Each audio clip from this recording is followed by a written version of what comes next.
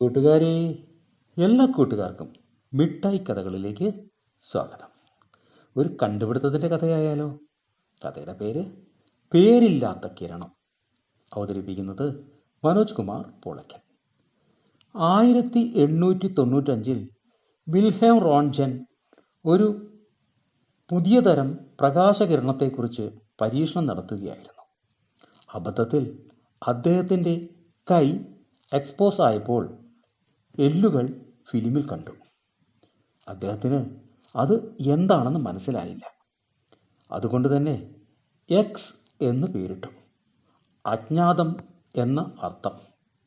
ഇന്ന് ശസ്ത്രക്രിയ ഇല്ലാതെ ശരീരത്തിനുള്ളിലെ അസ്ഥികൾ കാണാനുള്ള ഏറ്റവും മികച്ച ഉപകരണമായി മാറി അത്.